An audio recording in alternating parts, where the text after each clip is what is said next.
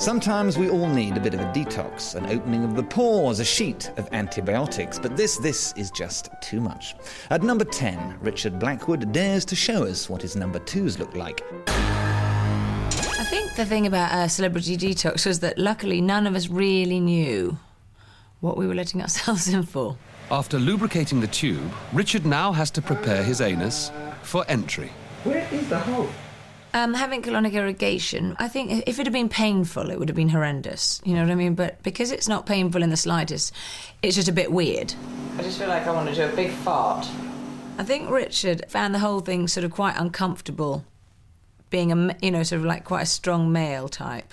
You know, it doesn't mean anything about my sexuality, it doesn't mean anything about, doesn't make me feel, I'm not anything different from what I was before doing it, other than healthy. When they asked us to do the filter into the sieve thing, I was like, yeah, really?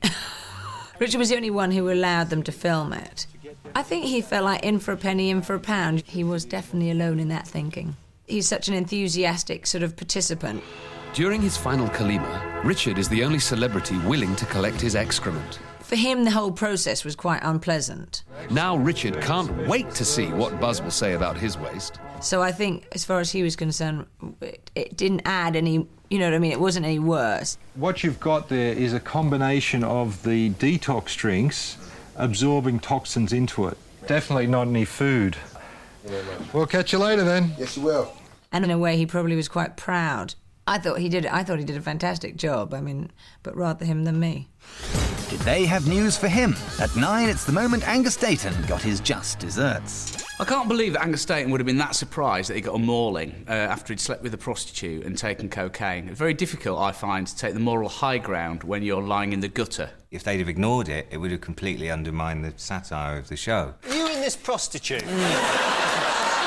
how did you manage to get off paying her? She didn't tell me that she's a prostitute. She didn't tell you? No. But you must have paid her for the article. I mean, I don't want to dwell on this, but...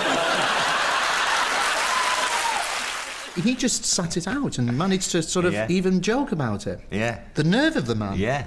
Paul Merton, particularly superb, the opportunities he takes. He does the elephant element joke.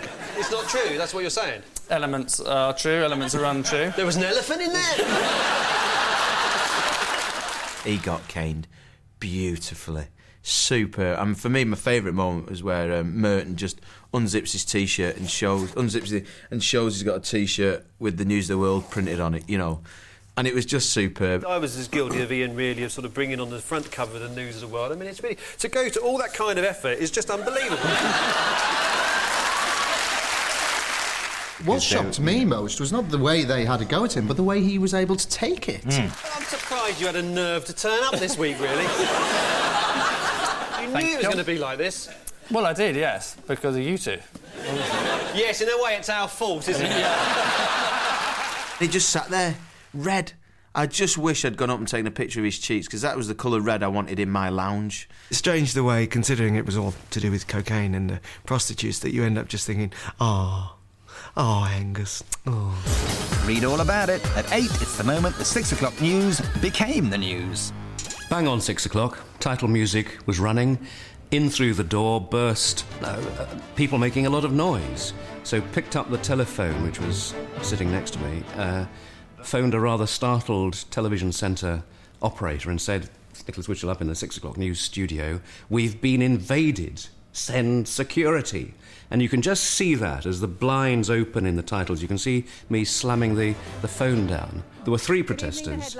2 of them went and attached themselves to the cameras in the studio. You can see one of the cameras wobbling, rather. I'm afraid that we have rather been invaded by some people who we hope to be removing very shortly. And the 3rd of the protesters came round behind the desk at which Sue Lawley and I were sitting, and you can just, again, in the titles, you can just see the top of her head disappearing beneath the desk. Sue continued to read the headlines, and this woman who was by now had chained herself to the desk a few feet from me started whooping. The community charge or poll tax, the piece of legislation which is described as the flagship of Mrs Thatcher's programme. I think I sat on her and I tried gently to put my hand on her mouth to restrain her, to stop this noise that she was making.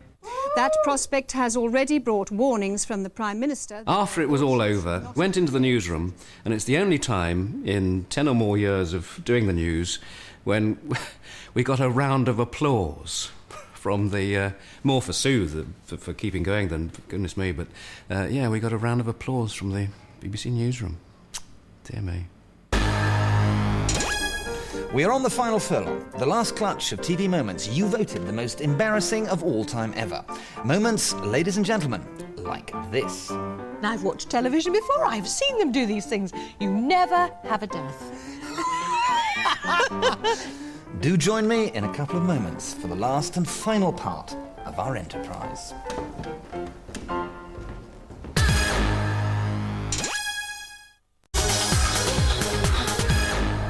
Welcome back, and it's almost time to tell you what is the most embarrassing TV moment of all time ever, end of sentence, rule off, that you have voted for. But first, at number 7, we have Victoria Aitken desperately trying to tell us that she is in touch with the common man. There were 3 buckets around me. If I'd eaten before I'd watched it, I would have definitely been sick. That's how bad it was. I was like, oh, I couldn't even watch it. I was...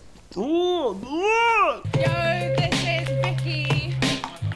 Never been sick. She just froze on my name. What rhymes with my name? Somebody bury me. I thought it was braver of the guys to stand in there and not actually leave the building while she was rapping. That's bravery. What she did wasn't bravery. What she did was stupid. Yo, I may be like a queen, but let me tell you, I'm trying to be a little mean. There was about half a second to about 3 seconds later on where I think what it was, no, she wasn't good. I'd gotten used to her badness. Of Queen Victoria, making a little Gloria. This is glorious Victoria, so let me tell you, I'm having fun. She must have just had a dream, which I think has turned into a nightmare. But initially it was probably a really... I can be a rapper! I could do that! Never been on a mic. It's not exactly a kind of spike. She obviously admires that whole thing. Keep an eye on this girl, don't leave her. I'll keep her locked up in a cage, I won't feed her. But she does not come out of or represent anything to do with street culture. At 6, it's been hailed as the worst TV partnership ever. And that really is about the long and the short of it. It was like watching a dreadful road crash happening in slow motion. I remember watching the Brits in 1989 and watching Sam Fox and Mick Fleetwood present the show, and it's now become a legendary programme because of all the gaffes. I think from the minute go, he was up there and she's down here. Immediately, wrong. Mick Fleetwood and Samantha Fox. Then they started speaking. Wrong. So wrong. She's out of control already, I can tell. I've got to control this woman. I've got to control her over here. Oh, that was a good start, wasn't it, Mick? The reason they probably chose Sam Fox and Mick Fleetwood was... actually, think about it, I have no idea why they did. When I see stuff like that, it does actually just... I can't even enjoy it because it does just make my bum go funny. Do you want me to tell you who's won, then? Yeah. I think so. Are you not going to have a look at the possibilities first? Other possibilities? Yeah, of course. You just wanted the building to collapse or, an earthquake in London just to make it stop. Forevermore, they will be remembered for that Brit Awards, and probably because of that, one of the most famous Brit Awards of all time. We've had a great time, and I hope you have. See you, we love you. Next, the knives are flying on This Morning. It's an iconic moment of television. Keep your head down, girl. This is the worst injury. It wasn't the painful, but the most shocking. What we're going to do in a moment is ask you to throw as many as you possibly can in a minute. And I don't know how we're going to count them because they are so fast. I've got about 90 knives there altogether. 90? 90. All right, so we're going to count how many actually hit the board in 1 minute. The producer came in and said, we're doing a live knife-throwing act today because it's a chap who's just beaten the world record and he's coming into the studio to recreate the world record. And that was when my colleague here said... That's maybe not such a good idea.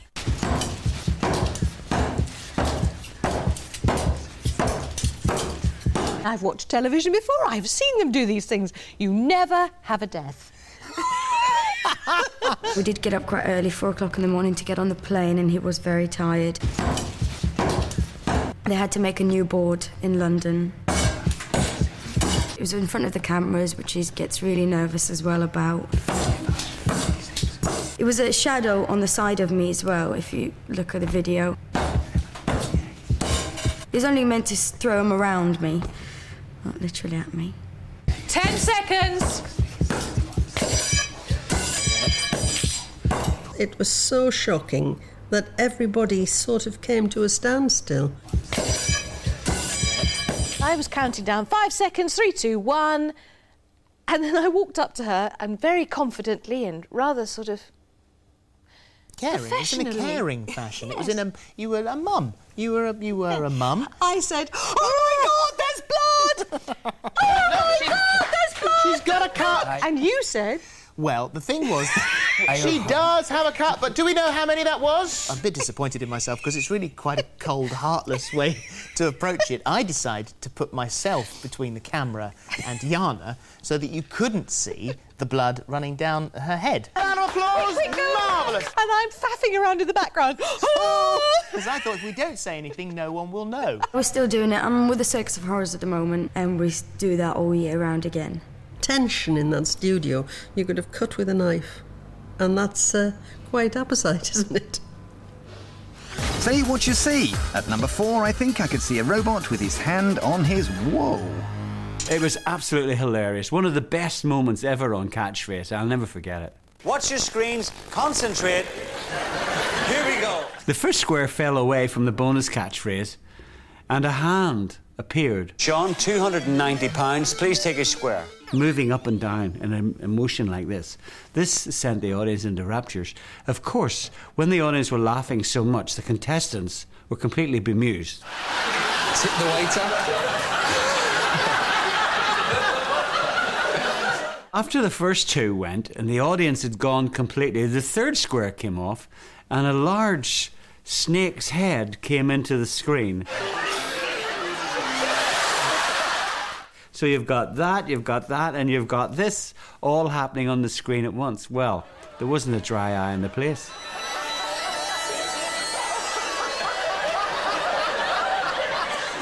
Well, that signalled me to have run out of time. The downside to that catchphrase is sometimes when you're all alone in the middle of the Arizona desert, standing in a bus shelter, waiting for a bus with one other person, and suddenly they look at you squint-eyed and suspicious looking, and their hand will move. Whether in their own studio or at a swanky awards ceremony, at number 3, Richard and Judy prove they can do embarrassing in any situation. We were waiting, of course, for Best Daytime category, which Rich and Judy were nominated for, and bugger me, they won. And the winners are Judy and Richard of This Morning. You realised instantly that something had gone badly wrong. I felt what I suppose every woman in the land would feel, a big pang of sympathy. How I would have felt if it had happened to me, I can't imagine, but what I would have done is leave the country. Just come off the back of Richard's clip of him being Ali G. So, of course, when the people started to realise all was not well with Judy's dress, Richard thought it was because of the Ali G impersonation. No, I'm not doing it. I am not doing it. The real one's here. The real one's here. He'll take care of me afterwards. I just flew out of my seat with outstretched hands, and I just kind of grabbed hold of her arms and went, Judy, your dress. And at that point, she looked down, and at that point, everybody kind of knew.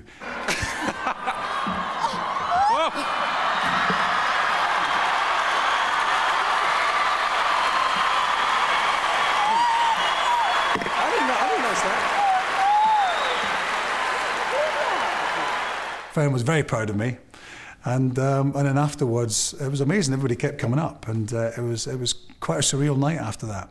Sorry about that. No, one last thing. If you vote for us next year, she'll show you both of them. Thank you. And they're at it again. At number 2, it's Richard's turn in the spotlight. Well, at least I think it's Richard. Richard Madeley as Ali G. That was awful. Morning, then. I was here with my Judy to ask her some questions about this morning. Wait a minute. I see.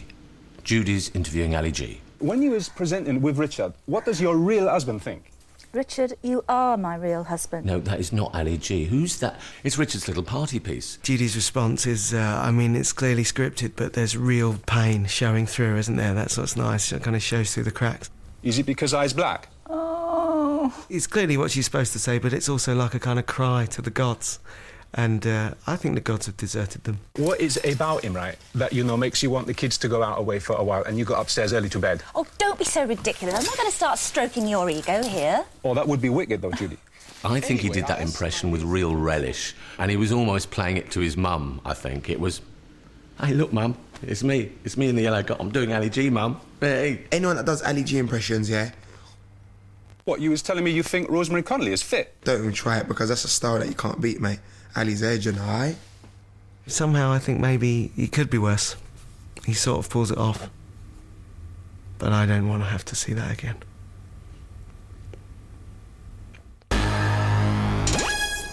Nearly there. Any minute now. The TV moment you voted the most embarrassing ever. But to increase the expectation one scintilla, here's a quick recap of that top 10. At number 10, you voted for Richard Blackwood dishing his dirt. At 9, Angus Dayton steals all the headlines. At 8, you remembered just how interesting the news can be. Home girl, go home. At 7, Victoria Aitken busts a rhyme. Causing mass confusion at 6, it's Fleetwood and Fox at the Brits. Just making the cut at 5, it's that knife-throwing trick. At 4, it's that robotic wrist action on Catchphrase.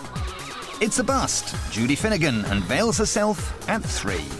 But at number 2, hubby Richard upstages her with his G thing. Here it is then, the most embarrassing TV moment of all time. And it is genuinely cringeworthy. It's changing rooms, and it proves what happens when TV lovies in long cuffs muck about with other people's lives. Lawrence. Well, I was watching Changing Rooms one evening, and I just thought, it'd be nice for someone to come and do a room for me. The room was empty, so I thought, well, they can't really mess it up because there was nothing in there to spoil. Little did I know. Will Russell and Susan be knocked out by their dramatic Queen Anne dining room with dried flower frames? They walk you into the room with your hands over your eyes, guide you in, and then they say, right, you can look now. And that is the first time you actually see the room. Come on, open them, darling. Oh my God! I think every picture tells a story. I mean, you can't hide how I felt. I was just horrified. On first reactions, love it or hate it? One or the other? I don't like it. You don't like it? No. That's the very definition of crestfallen. She's down there for ages just... Well, the room just looked completely shoddy and complete trash. Nobody wants to live in a red house with a crossword floor. I mean, I could get 7 down, but I couldn't get 7 across on that floor. It was just horrible. Did she sit down and say, what I'd really like, I'm a big fan of the Addams Family and the Munsters, and I want like a cheesy, cheap, goth 1950s film set. I'd spoken to him quite a few times, and I just thought, well, he's read me wrong, completely read me wrong. Not only is it tasteful, it's also cheap. When he saw my reaction, he ran away and hid. Bowen just hid. He wouldn't come out with it. He's like, I'm not having anything to do with that. Although it was my idea, you know. It's all right for your house, because you're a bit like that, but not in this house. Oh, Susan, she absolutely detested it. Carol Smiley was not embarrassed by the reaction to the room. She just was more concerned about catching her plane home and sticking to the schedule. I'm going to go around the shops now, and when I come back, I want this fixed. And if it's not, I'm going to put my hand down your throat and rip your spleen out. All right, Carol? Oh, so exciting being on telly. I'm very sad, I'm sorry. Oh, dear. I hate it, Caroline. Do you really? I hate it. Yeah, I'm sorry. I think it was embarrassing for the production team. It was embarrassing for me. I knew that there were going to be 11 million people watching me, and it was just a true, genuine, raw emotion. We have, ladies and gentlemen, come to the end of our Odyssey, and if we haven't satisfied your appetite for embarrassing TV moments, watch Richard and Judy, because on that show, something is always bound, sooner or later, to go horribly wrong. Good night. Stay with me so we can reveal more memorable wannabe TV moments. My segment was about going on a dinner date with, 12 strange women. Yes, they may be famous now, but what did they have to do to get there? We unearth some of the things they'd hoped we'd forgotten. The greatest wannabe TV moments is next Thursday night at 9. And stay with us for Cosmetic Surgery Live in just a moment.